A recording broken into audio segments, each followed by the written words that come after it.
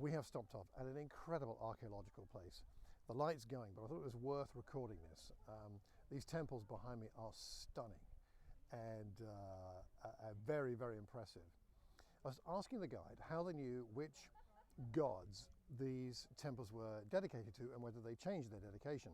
She said they did, and the way they can tell which gods they were dedicated to and when was by doing some dating of artifacts left inside those temples, left there by, well, people who'd brought those objects to the temple to ask that particular god to intervene for them on a particular area that that god was sort of an expert in, I suppose. So they'd bring their offerings or these objects, and they'd give them to the priest, what you can see behind me in that area, because they weren't allowed in the temple, and then the priest would take them in the temple, and often they would bury them. And so you can tell what gods those temples are or were dedicated to.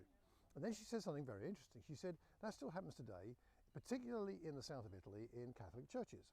So people will have an issue, they'll have a need, they'll work out which saint it is that has a particular interest in that area, and then go to that saint's cathedral or church and talk to the priest and give something, perhaps even make something, often of silver, which is connected to what they need, they feel they need, and that will be taken and placed in the church.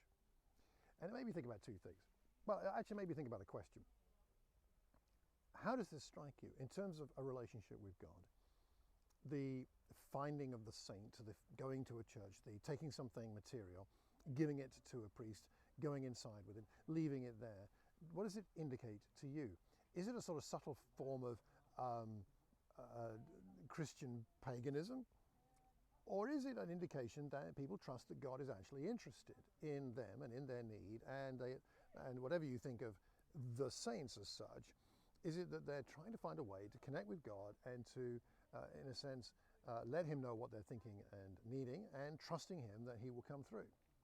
I could think you could see it more than one way, but I thought it was fascinating to see some kind of parallel between what happened here thousands and thousands, 2,000 or more years ago, and what people are doing today.